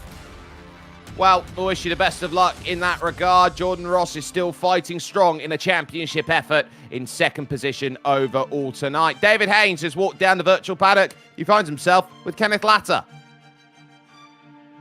Another podium for you, Ken, and some positions gained. How did you feel like you made those moves? I had a ripper of a start. That was a good start. That was good. And I don't know. I guess after Ullman pitted, it must have been just a fairly solid stint from myself, because after all the pit stops was done, he was nowhere. So I think it was probably about 5 seconds behind or something like that. So he was the only one I was really worried about. But Troy and Paul were coming back hard in the closing laps. But yeah, I think I was falling asleep a little bit there in that race. It's a long lap. I felt quite worn out after that one. A few drivers saying that, Wayne Walker even, and you think being in the lead of the race and looking to take the championship lead would be pretty stimulating, but we also saw some other mistakes throughout the field that maybe just point towards 35 corners generating some mental fatigue. Yeah, I think so. You just got to make sure that you don't over push the car, and you're constantly thinking of not overturning, because the moment that you overturn it, it wants to slide. It's not the easiest track. So your concentration, I'd say, is definitely up there. I mean, I had a long day at work, and I was fairly tired after work. But after that, I think I got to about at lap 18 or 19. I'm thinking to myself, this has got to be over soon. This is like torture. You're already thinking about premium thread count sheets and extra fluffy pillows. That's it. You got it. So with Oran Park, Adelaide Street Circuit, Bathurst still to come, those will keep you awake, you imagine? I think so. I mean, Oran Park it's more action. It's more action packed. You know. I mean, it's one of those tracks that either you love or you hate. Unfortunately, I won't be here for Adelaide. I'm away, but definitely looking forward for Bathurst. Spectacular job today, good strategy, finding that clean air where you could that proved so critical. Who do you need to thank? Just all the guys at Fishy, the guys at Phase 4, Youngie, who working well together, and our sponsors, Western Motor Group, Infinity Design, DC Shades, Battery Warehouse, Ellie Beach, MGS Gaming, Helen Esports. Thank you. And well done to Wayne and Jordan, and they drove an excellent race regardless. Thank you. Well, there you have it there, Kenneth Latter with a really, really strong performance out there today, getting another podium in the back pocket. But David, it does now mean that Wayne Walker puts himself into championship position. He is plus 11, and he's realizing that over the course of today's running that he has the number now of Jordan Ross, and he's got to try and manage that margin at the front. Yeah, it's tide goes in, tide goes out type stuff. You could definitely see, a race or two where Jordan Ross just has a slight edge, it closes up again. And so all the way to the end, this could be super close. We know on his day, Jordan Ross is one of the quickest drivers anywhere in any league in these cars. But Wayne Walker's found that other gear in recent series. He's got a little bit of momentum behind him.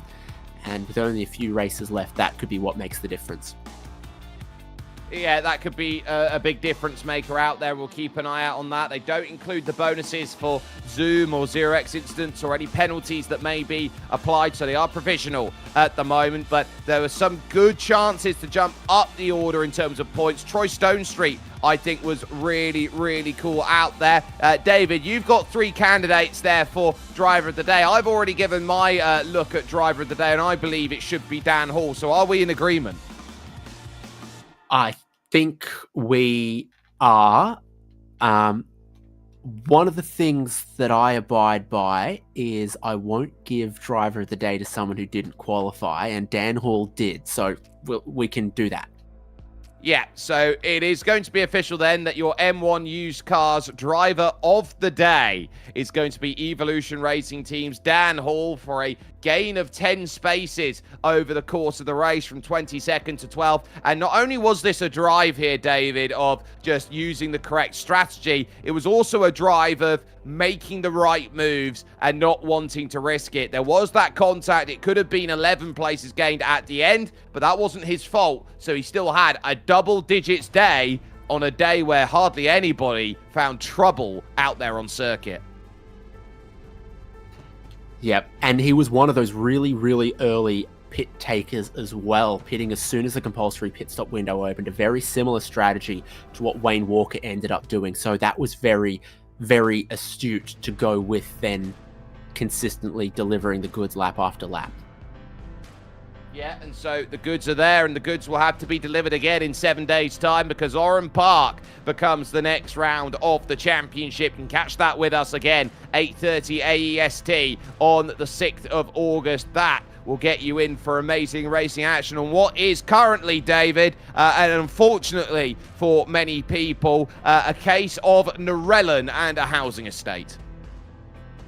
Oh, but there's some great named streets around that area. You know, I live on Brock Street. I live on the Straightaway, but the track lives on forever on iRacing, and even got some graphical touch-ups lately as well to make it as good looking as absolutely possible.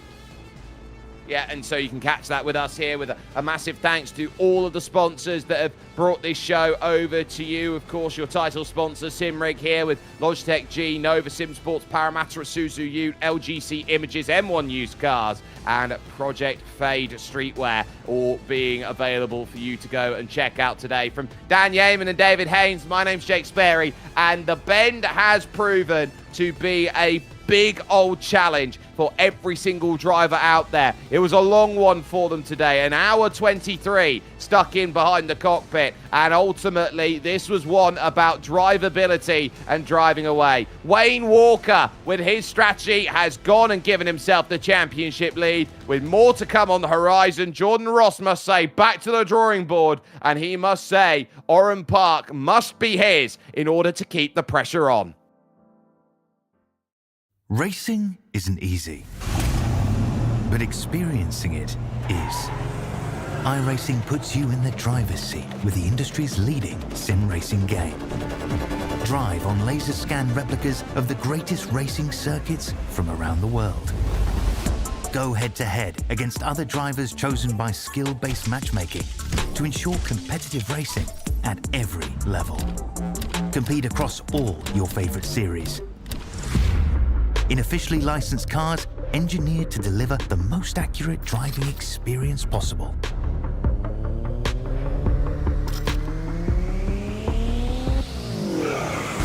Join a race or host your own with players from across the globe. Race against the computer or in a league with friends. Feel the thrill behind the wheel.